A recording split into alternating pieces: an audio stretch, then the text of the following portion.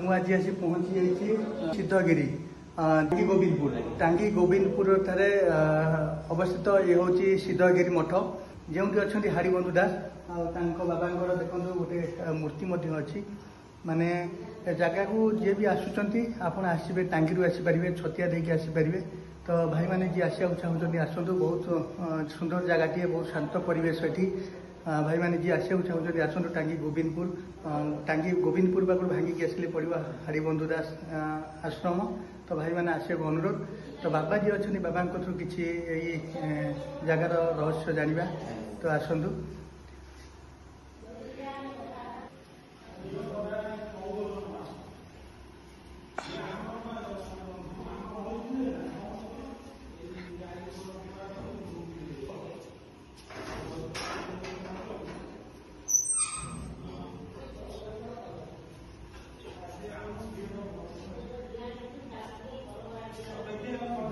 आश्रम बाबा अच्छा आसतु बुझा बाबा थ्रू मठर रहस्य विषय आमर जो अच्छा हरिबंधु दास विषय बाबा बाबा विषय किए कहे जो पीठर रहस्य विषय किसी कहे आप समस्त को प्रणाम निवेदन करुच्ची सौभाग्य आप आज पवित्र मालिका वर्णित सिद्धपीठ सिद्धगिरी आश्रम में आसी पहुंचते ये हूँ बहु प्राचीन मालिका वर्णित सिद्धपीठ सिद्धगिरी आश्रम ये आश्रम महापुरुष हरिबंधु दास जहाँ समाधि आप देखुं प्रतिमूर्ति स्थापित तो यही महापुरुष सिद्धगिरी पीठ ये हूँ प्रतिष्ठाता कहले समस्ते जानते सत्यभामा को सालेपुर निकटस्थ सत्यभामा जन्मग्रहण कर शून्य ब्रह्म निर्देश सिद्धगिरी पीठ को से आसी पीठ में साधन कर सिद्धि लाभ करते तेणु ये पवित्र पीठ नाम हूँ सिद्धगिरी अभिराम परमहंस आरंभ कर बहु साधक मान पीठ को आसी साधनामय जीवन भितर पीठ को आसी तेणु हरिबंधु दास जहाँ को बालिकार विभिन्न स्थान में महापुरुष अच्युतानंद आरंभ कर आपणकर महापुरुष अरक्षित दास पर्यंत बहु सन्थ माने मालिकाकार माने यही पीठ विषय महापुरुष विषय बहु कथा उल्लेख कर विभिन्न ग्रंथ जहाँ आपने ये पार्श्वस्थ कांथरे लिपिबद्ध अच्छी किसी कथा भर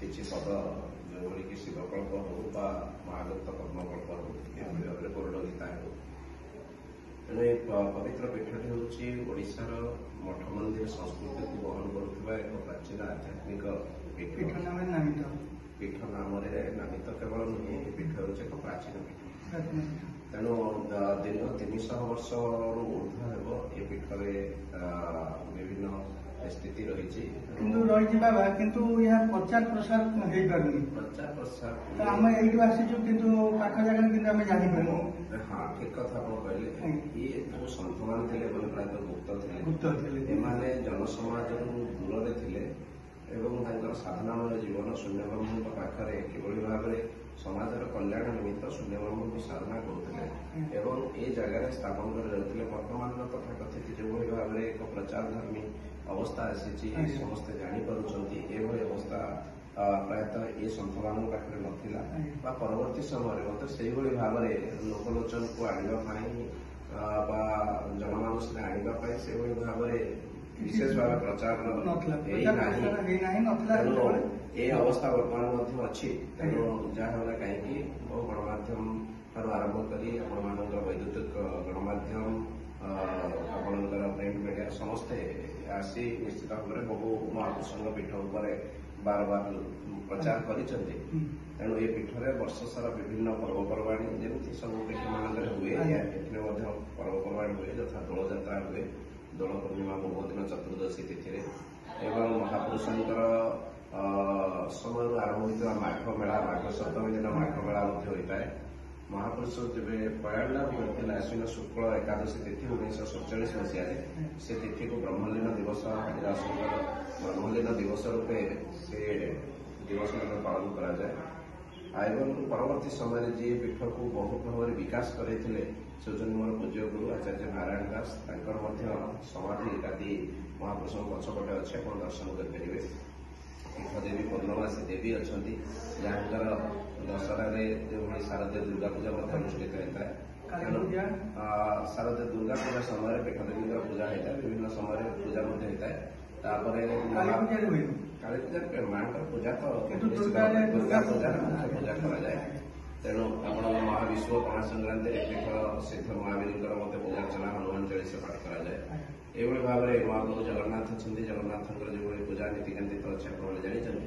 ତେଣୁ ପୀଠର ବିଭିନ୍ନ ସମୟରେ ବର୍ଷର ବିଭିନ୍ନ ସମୟରେ ଏଭଳି କାର୍ଯ୍ୟକ୍ରମ ହୁଏ ଏବଂ ପ୍ରତିବର୍ଷ ମାର୍ଗଶିର ମାସ ଏକାଦଶୀ ଠାରୁ ପୂର୍ଣ୍ଣିମା ପଣ୍ଡୁ ପୂର୍ଣ୍ଣିମା, ଯାହାକୁ କାର୍ତ୍ତିକ ପୂର୍ଣ୍ଣିମା ପରବର୍ତ୍ତୀ ମାର୍ଗଶିର ପୂର୍ଣ୍ଣିମା ପଣ୍ଡୁ ପୂର୍ଣ୍ଣିମା ନାମରେ ଆମେ ଜାଣିଛେ, ଏକାଦଶୀ ଠାରୁ ପଣ୍ଡୁ ପୂର୍ଣ୍ଣିମା ପର୍ଯ୍ୟନ୍ତ 5 ଦିନ ବ୍ୟାପୀ ଏଠାରେ ଯଜ୍ଞ କାର୍ଯ୍ୟକ୍ରମ ଆୟୋଜିତ ହୋଇଥାଏ ଏବଂ ଏହି ଯଜ୍ଞରେ ବିଭିନ୍ନ ସାଧୁସନ୍ଥମାନଙ୍କର ସମ୍ମିଳନୀ, ଆଧ୍ୟାତ୍ମିକ ସାହିତ୍ୟ ଆସର କବିତା ପାଠୋତ୍ସବ ହୋଇଥାଏ, ଆପଣଙ୍କର ପାଲା ସମ୍ମିଳନୀ ହୋଇଥାଏ। ଏହିଭଳି ଭାବରେ ବିଭିନ୍ନ କାର୍ଯ୍ୟକ୍ରମ ଏହି ପୀଠରେ ଆୟୋଜିତ ହୋଇଥାଏ। ତେଣୁ ସବୁ ସମୟରେ ଆମେମାନେ ଏକ ପ୍ରାଚୀନ ପୀଠ ଏବଂ ମହିମାମୟ ସିଦ୍ଧ ପୀଠ, ଏ ପୀଠରେ ଆମେ ସାଧନା କରିବା ପାଇଁ ବିଭିନ୍ନ ସନ୍ଥମାନେ ଗୁପ୍ତ ଭାବରେ ଆସନ୍ତି। ମୁଖ୍ୟ ସାଧନା ପୀଠ। ତେଣୁ ଏଠାରେ ଓଡ଼ିଶାର ବିଭିନ୍ନ ଯେଉଁ ପ୍ରାଚୀନ ପୀଠମାନେ ରହିଛି ତା ମଧ୍ୟରୁ ଇଏ ହେଉଛି ଅନ୍ୟତମ।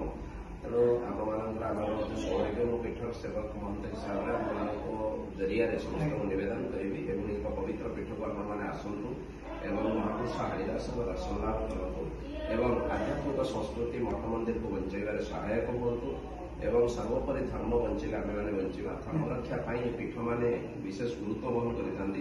ଓଡ଼ିଶାର ଧର୍ମରକ୍ଷା କ୍ଷେତ୍ରରେ ଏହି ମଠ ଏବଂ ମନ୍ଦିର ମାନେ ବିଶେଷ ଭାବରେ ଜନସମାଜରେ ଧର୍ମରକ୍ଷାର ଇଏ ହେଉଛି କେନ୍ଦ୍ରସ୍ଥଳ କହିଲେ ଅତ୍ୟୁକ୍ତି ହେବ ନାହିଁ। ତେଣୁ ଏ ଧର୍ମରକ୍ଷା କେନ୍ଦ୍ରସ୍ଥଳକୁ ସମସ୍ତେ ଆମେ ଆସିବା। ଆମେ ସମସ୍ତେ ସନାତନୀ ହିନ୍ଦୁ ହିସାବରେ ଆମମାନଙ୍କର ଯେଉଁ ଧର୍ମସ୍ଥଳ ରହିଛି, ଧାର୍ମିକ ଅନୁଷ୍ଠାନ ରହିଛି, ସେଥିରେ ଆମେ ଯୋଗଦାନ କରିବା, ସହଯୋଗୀ ହେବା, ଇଏ ହେଉଛି ଆମର ଭାବନା ଏବଂ ସମସ୍ତଙ୍କର କର୍ତ୍ତବ୍ୟ ମଧ୍ୟ। ତେଣୁ ଆଜି ଆପଣମାନଙ୍କ ଜରିଆରେ ଏ ପୀଠ ସମ୍ପର୍କରେ ଅଗଣିତ ଓଡ଼ିଶାର ଜନମାନସରେ ଯେଉଁମାନେ ଆପଣମାନଙ୍କ ଦ୍ୱାରା ଦେଖୁଛନ୍ତି, ଏ ପୀଠ ଉପରେ ମହାପୁରୁଷଙ୍କ ବିଷୟରେ ଜାଣୁଛନ୍ତି, ସମସ୍ତଙ୍କୁ ବିନମ୍ରତାର ସହିତ ନିବେଦନ ରଖିବୁ। ସମସ୍ତେ ନିଶ୍ଚିତ ଭାବେ ଆସିବା। ଆପଣଙ୍କୁ ବହୁତ ବହୁତ ଧନ୍ୟବାଦ। ଆପଣଙ୍କର ମହାପ୍ରଭୁ କଲ୍ୟାଣ କରନ୍ତୁ। ଧନ୍ୟବାଦ। ତ ଦେଖିଲେ ବାବା କହିଲେ ପୀଠ ବିଷୟରେ, ନିହାତି ଆମର ଆସନ୍ତୁ ଟାଙ୍ଗୀ, ତ ଏଇ ପୀଠକୁ ଆସନ୍ତୁ, ପ୍ରଭୁଙ୍କ ବିଭୂତି ଲାଭ କରନ୍ତୁ।